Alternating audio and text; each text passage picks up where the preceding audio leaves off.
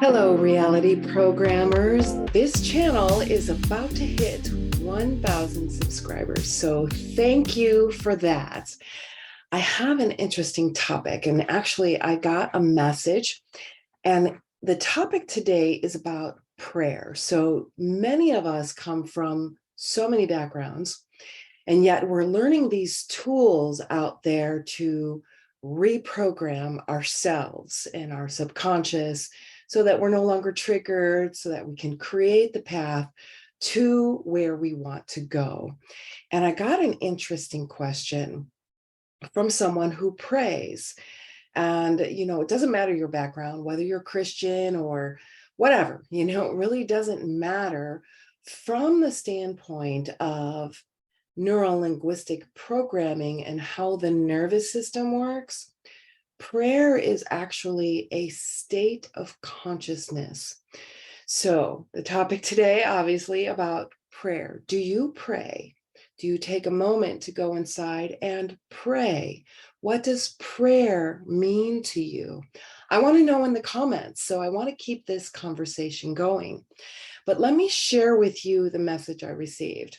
When we pray to God, Source, who's listening? Have you ever thought of that? Good question. All right. When I'm sending code to something, who's receiving it and what is the outcome, right? So as a programmer, you know about setting things up in order and you have your process.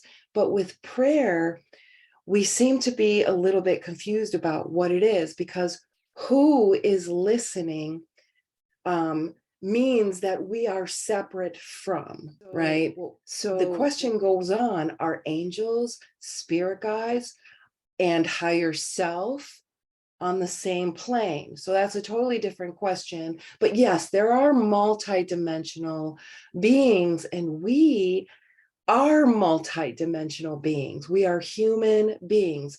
Our human is in this meat suit, in flesh form, in this 3D dimension. Our being is in many other dimensions.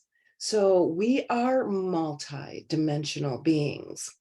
And so who is answering our prayers? God, source, angels, or spirit guides? So that is, all right, that again is the coming from the idea that we are separate from our programming. So we are separate. That's coming from that idea that we're separate as to who is answering. They go on to say, I find it hard to communicate with them all. So that means there's a whole bunch of separate beings in other dimensions and you're unable to communicate with them. So as I go on and read this, the question goes on to ask, I've talked to them, but often I hear nothing back. So you're sending a message out and then you wait to receive words or hear a sentence or an order, right? So this is a very interesting question. And it goes on to say, I know they are there. So there's feeling that there's connection there. So they're there, but it is difficult to communicate when you hear no response. So you're listening auditorily for somebody to whisper in your ear a response. This is a fantastic question. So those of you who pray, I pray. However, I pray from the perspective and the experience of prayer being a conscious state of being. So it's not a doing, it's a being. So if you understood that, you understand a lot when it comes to being able to use prayer as a way to program your reality. So if you think about what you're doing when you're praying, what we're doing is we are fine-tuning our reticular activating system. So within your brain, there's a complete system, and it's kind of like a sending and receiving transmitters. So it's sending out signals and it's receiving signals, right? So This is within your nervous system, and it's a complete system called the reticular activating system, or the RAS. So this is within you. And how do you activate it? You put your focus, awareness, and attention on something.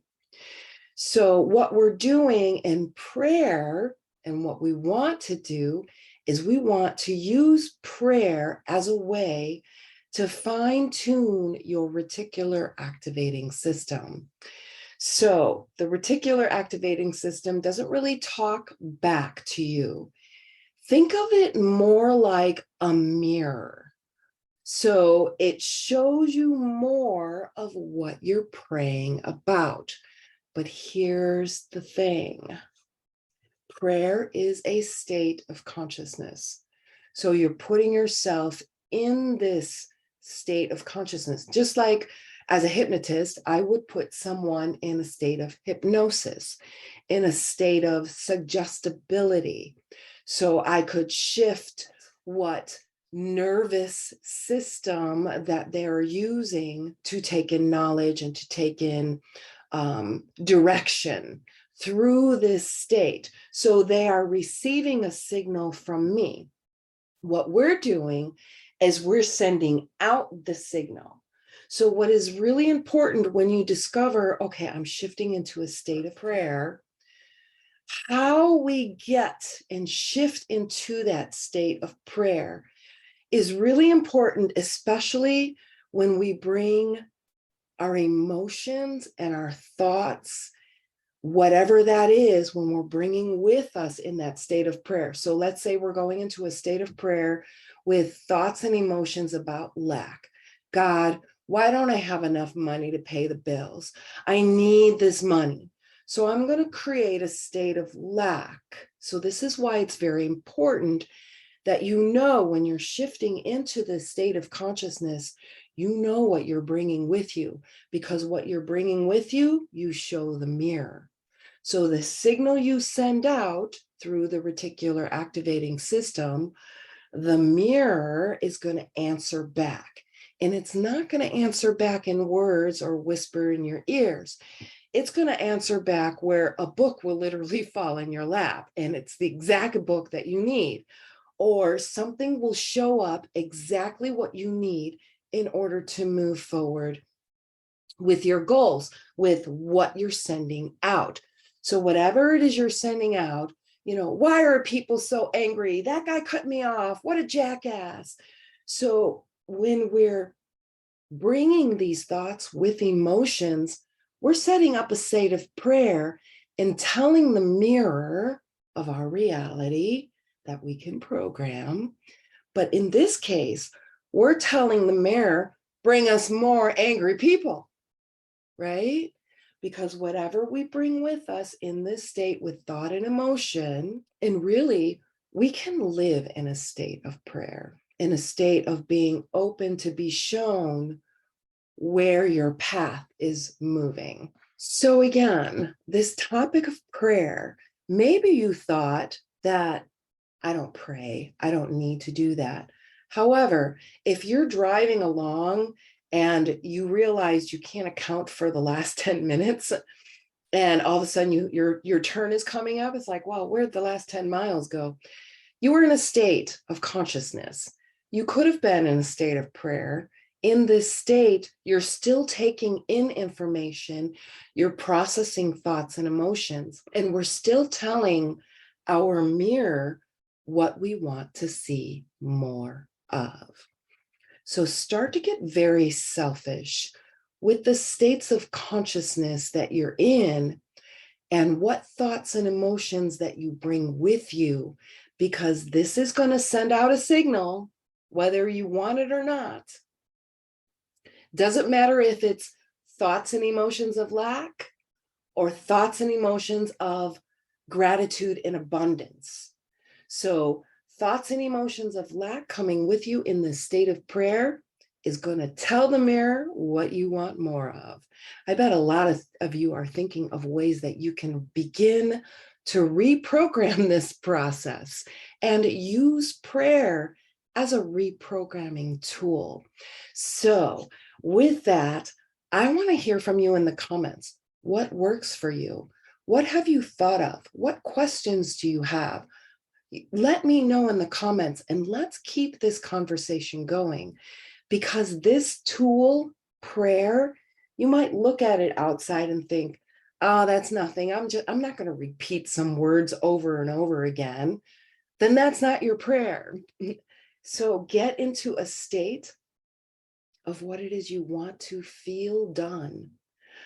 You know, I love gratitude. Thank you for this.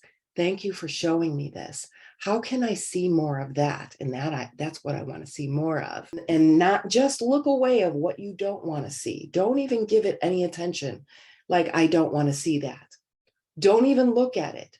Look for the opposite if you need to, of more of what you want to see. So take your focus, attention, and awareness, your most precious gift. Take it off what you don't want to see. And what does social media do? It's putting it on exactly what you don't want to see, what you don't want to keep manifesting in our mirror. We have to, one at a time, not feed those pendulums, not feed those vampires. Choose right now to no longer feed those things and to practice the state of consciousness that we can call prayer, and get very selfish with what thoughts and emotions you're bringing with you to tell the mirror what you want to see more of. And if you've been doing it wrong, or if you don't want to see more of what you've been thinking and emotions about, now you have an excellent tool to start right now reprogramming your reality. And with that, keep being amazing.